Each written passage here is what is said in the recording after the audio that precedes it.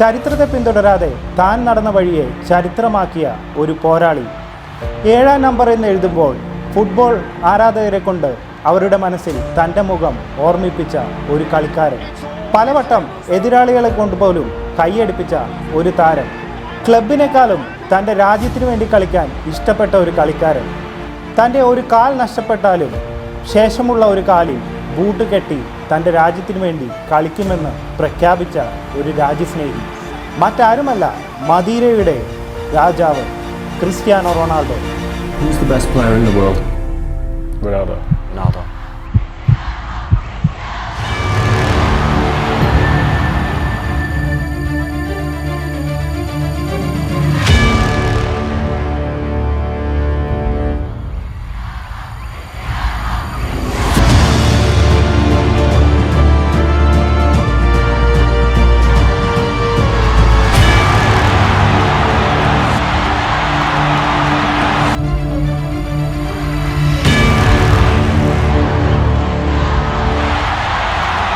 2018 April ഒരു ചൊവ്വാഴ്ച രാത്രി ഇറ്റലിയിലെ ടൂറിനിലെ അലയൻസ് എന്ന മൈതാനം ഫുൾ കാണികൾ കൊണ്ട് നിറഞ്ഞിരിക്കുകയാണ്. അവിടെ ചാമ്പ്യൻസ് ലീഗിൻ്റെ ക്വാർട്ടർ ഫൈനൽ നടക്കുകയാണ്. റയൽ മാഡ്രിഡും ജുവൻറ്റസും തമ്മിൽ. റയൽ മാഡ്രിഡും ജുവൻറ്റസും ബദ്ധവൈരികളാണ്. അവരുടെ ഫാൻസുകൾ തമ്മിലും അതിലും വലിയ ശത്രുത. 750-ൽ പരം കരിയർ ഗോളുകൾ അടിച്ച ഈ 7-ാം നമ്പറുകാരനെ പലവട്ടം അവർ കൂക്കി വിളിച്ചു. കളി തുടങ്ങി. കളിയുടെ ഇടയിലും അവർ കൂക്കിവിളി തുടർന്നു. അങ്ങനെ കളിയുടെ 63-ാം മിനിറ്റിൽ ഒരു ക്രോസിൽ നിന്ന് 2.5 മീറ്റർ ഉയർന്നു ചാടി ഒരു ബൈസിക്കിൾ കിക്ക്. ലോകത്തിലെ ഏറ്റവും മികച്ച ഗോൾ കീപ്പറായ ബഫണിനെ കാഴ്ചക്കാരനായി അതാ ആ ബോൾ വലയിലേക്ക്. ലോകം നിശബ്ദമായ നിമിഷം. ആ സ്റ്റേഡിയവും നിശബ്ദമായി. കുറച്ച് നിമിഷങ്ങൾക്ക് ശേഷം ജുവൻറ്റസിൻ്റെ ഫാൻസ് എഴുന്നേറ്റ് നിന്ന് കൈയടിച്ചു. മറക്കാൻ പറ്റുമോ മറ്റാർക്കും അവകാശപ്പെടാൻ പറ്റാത്ത ഈ നിമിഷം? തീർച്ചയായും അവിശ്വസനീയം. അതാണ് ക്രിസ്ത്യാനോ റൊണാൾഡോ. റിയൽ മാഡ്രിഡിൻ്റെ മാനേജരായിരുന്ന സിനദിൻ സിദാൻ്റെ ഈ നിൽപ്പ് തന്നെ മതി ആ ഗോളിൻ്റെ അഴക് വർണ്ണിക്കാൻ. ആ ചാമ്പ്യൻസ് ലീഗിൽ എണ്ണം പറഞ്ഞ 15 ഗോളുകളാണ് ക്രിസ്ത്യാനോ റൊണാൾഡോ അടിച്ചത്. അങ്ങനെ റിയൽ മാഡ്രിഡിനെ ചാമ്പ്യൻസ് ലീഗിൽ മുത്തമിടിച്ചു.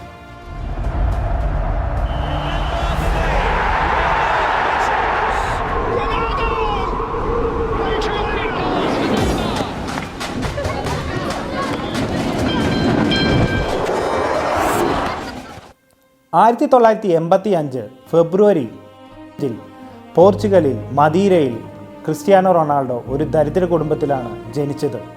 തോട്ടം തൊഴിലാളിയും ഒരു ആൽക്കഹോൾ അഡിക്റ്റുമായിരുന്നു അദ്ദേഹത്തിൻ്റെ അച്ഛൻ. അമ്മയ്ക്ക് അടുത്തുള്ള ഒരു സ്കൂളിൽ ഫുഡ് വയ്ക്കുന്ന ജോലിയായിരുന്നു. അവിടെ നിന്ന് കിട്ടുന്ന ഫുഡിൻ്റെ മിച്ചമായിരുന്നു പലപ്പോഴും റൊണാൾഡോയുടെയും കുടുംബത്തിൻ്റെയും പട്ടിണി മാറ്റിയിരുന്നത്.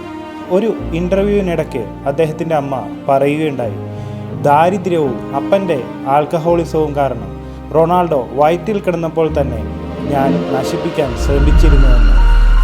എന്നാൽ അമ്മയുടെ ഗർഭപാത്രത്തിൽ നിന്ന് തന്നെ തുടങ്ങുന്ന അതിജീവനത്തിൻ്റെ ആൾരൂപം, വിജയിക്കാൻ വേണ്ടി മാത്രം ജനിച്ചവൻ ലോകത്തിലെ ഏറ്റവും വലിയ ഫുട്ബോളറായി മാറി.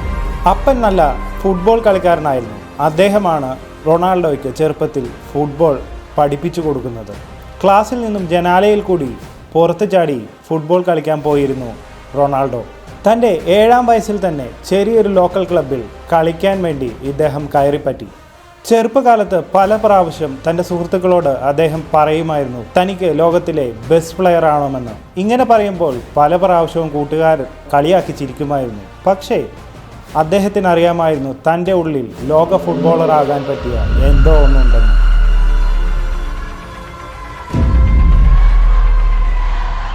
14-ാം വയസ്സിൽ റൊണാൾഡോയും തൻ്റെ സുഹൃത്തായ റോബർട്ട് ഫട്ടാറോവും പോർച്ചുഗലിലെ സ്പോർട്ടിംഗ് CP നടത്തിയ ഒരു സ്കൗട്ടിൽ പങ്കെടുക്കാൻ അവസരം ലഭിക്കുകയുണ്ടായി. ഒരു കണ്ടീഷൻ മാത്രമേ അവർക്കുണ്ടായിരുന്നുള്ളൂ. ഇതിൽ ഏറ്റവും കൂടുതൽ ഗോൾ അടിക്കുന്ന ആളെ ഞങ്ങളുടെ യൂത്ത് ടീമിലേക്ക് സെലക്ട് ചെയ്യും. അങ്ങനെ കളി തുടങ്ങി. റൊണാൾഡോ ഫസ്റ്റ് ഗോൾ അടിച്ചു. റോബർട്ട് 2ാമത്തെ ഗോളും. കളി തീരാൻ നിമിഷങ്ങൾ മാത്രം. റോബർട്ട് ഡിഫൻഡേഴ്സിനെയും ഗോളിയെയും വരെ ഡ്രിബിൾ ചെയ്ത് ഓപ്പൺ പോസ്റ്റിലേക്ക് എത്തുകയാണ്. ഇനി ആ ഗോളൊന്ന് അടിച്ചാൽ മതി അദ്ദേഹത്തിന് സെലക്ഷൻ കിട്ടാൻ. എന്നാൽ അദ്ദേഹം ആ ബോൾ ക്രിസ്ത്യാനോ റൊണാൾഡോയ്ക്ക് പാസ് ചെയ്തു കൊടുക്കുകയും റൊണാൾഡോ ഗോൾ അടിക്കുകയും ചെയ്തു. കളിക്ക് ശേഷം ക്രിസ്ത്യാനോ റൊണാൾഡോ ചോദിച്ചു, താങ്കൾ എന്തിനാണ് ആ ബോൾ എനിക്ക് പാസ് നൽകിയത്?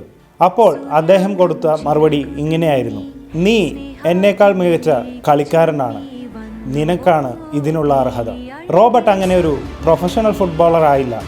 ഒരു റിപ്പോർട്ടർ ഈയിടയ്ക്ക് അദ്ദേഹത്തെ ഇൻ്റർവ്യൂ ചെയ്തപ്പോൾ ഒരു ചോദ്യം ചോദിച്ചു, ഒരു ജോലിയും കൂലിയുമില്ലാത്ത താങ്കൾക്ക് എങ്ങനെ ഇത്ര സമ്പത്തുണ്ടായി? ഇത്ര വലിയ ഒരു ബംഗ്ലാവിൻ്റെ ഉടമയായി? വളരെ വില കൂടിയ കാറുകളല്ലേ താങ്കൾ യൂസ് ചെയ്യാറുള്ളൂ? ഇതിന് കാരണം എന്താണ്? അപ്പോൾ റോബർട്ട് പറഞ്ഞു, റൊണാൾഡോ. പിന്നീടൊന്നും പറയേണ്ടി വന്നില്ല. ആ റിപ്പോർട്ടർ അപ്പോൾ എഴുതി, ആ പേര് കേട്ടപ്പോൾ എൻ്റെ രോമം എഴുന്നേറ്റ് നിന്നുവെന്ന്. അതെ, വന്ന വഴി മറക്കാത്ത, സുഹൃത്തുക്കളെ നെഞ്ചോട് ചേർത്ത ക്രിസ്ത്യാനോ റൊണാൾഡോ സ്പോർട്ടിങ്ങിലെത്തി യൂത്ത് ക്ലബ്ബിൽ കളിക്കുമ്പോൾ അദ്ദേഹത്തിന് ക്രമാതീതമായി ഹാർട്ട് ബീറ്റ് വർദ്ധിക്കുന്ന ഒരു രോഗം പിടിപെടുകയും ശസ്ത്രക്രിയ നടത്തുകയും ഡോക്ടർമാർ പറഞ്ഞു, ഇനി തനിക്ക് ഫുട്ബോൾ കളിക്കാൻ കഴിയില്ല. ആ ഹോസ്പിറ്റൽ നാളുകൾ റൊണാൾഡോയുടെ ജീവിതം മാറ്റിമറിച്ചു. അദ്ദേഹം തീരുമാനിച്ചു തൻ്റെ ഡ്രീമിനു വേണ്ടി പരിശ്രമിക്കുക. അങ്ങനെ അദ്ദേഹം ഒരു മാസത്തിന് ശേഷം തൻ്റെ ബൂട്ടുമെടുത്ത് അതാ സ്പോർട്ടിംഗ് സിറ്റിയിലെ ഗ്രൗണ്ടിലേക്ക് 2003 സ്പോർട്ടിങ്ങുമായിട്ട് ഒരു ഫ്രണ്ട്ലി മത്സരം അവരുടെ പുതിയ സ്റ്റേഡിയത്തിൽ ഷെഡ്യൂൾ ചെയ്തു. ആ മത്സര ദിവസം ഡ്രസ്സിംഗ് റൂമിൽ വെച്ച് ഫെർഗൂസൺ തൻ്റെ കളിക്കാരോടായി ഇങ്ങനെ പറഞ്ഞു, അവരുടെ പക്കൽ ഒരു വിങ്ങറുണ്ട്, അവൻ്റെ മേൽ ഒരു കണ്ണു വെക്കുന്നത് നല്ലതായിരിക്കും. He is strong and fast. 28 number jersey അണിഞ്ഞ് ഗ്രൗണ്ടിലിറങ്ങിയ റൊണാൾഡോ യുണൈറ്റഡിൻ്റെ ഡിഫൻസിനെ കീറി മുറിക്കുന്നതാണ് പിന്നീട് കണ്ടത്. ആ അടുത്തൊന്നും യുണൈറ്റഡ് ഡിഫൻസ് ഇങ്ങനെ പ്രതിരോധത്തിനായി ആരും കണ്ടിട്ടില്ല. റൊണാൾഡോയുടെ ചടുലമായ നീക്കങ്ങളും സ്പീഡും ഡ്രിബിളിങ്ങും പവർ ഷോട്ടുകളും യുണൈറ്റഡിനെ യഥാർത്ഥത്തിൽ പിടിച്ചു കുലുക്കുകയായിരുന്നു. ആ നൈറ്റിൽ റൊണാൾഡോ ശരിക്കും അൺബീറ്റബിൾ ആയിരുന്നു. ആ മത്സരം സ്പോർട്ടിംഗ് സിറ്റി 3-1 ജയിക്കുകയും ചെയ്തു. കളി കഴിഞ്ഞ് ഡ്രസ്സിംഗ് റൂമിലേക്ക് നടന്ന അലക്സ് ഫെർഗൂസൻ്റെ ചെവിയിൽ ഫിൽ നെവില്ലെ ഇങ്ങനെ പറയുകയുണ്ടായി, നിങ്ങൾ അവനെ സൈൻ ചെയ്യണം.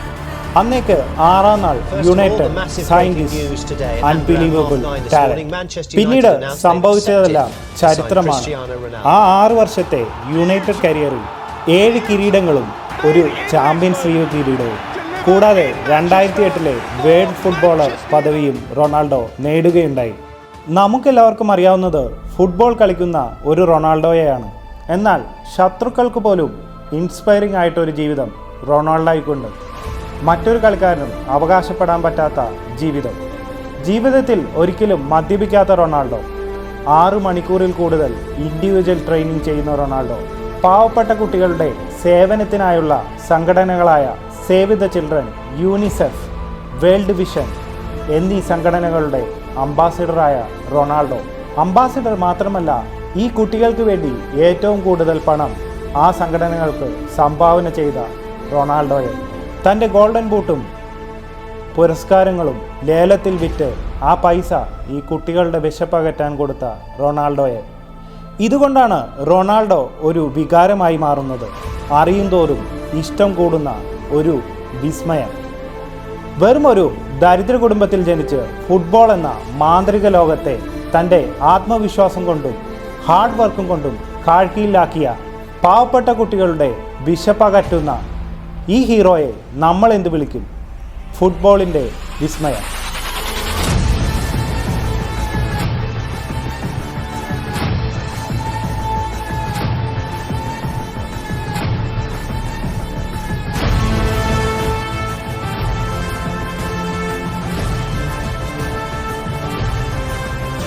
ലോകമേ, ഇനി ഉണ്ടാകുമോ അടുത്ത തലമുറയ്ക്കായി ഒരു ക്രിസ്ത്യാനോ റൊണാൾഡോ?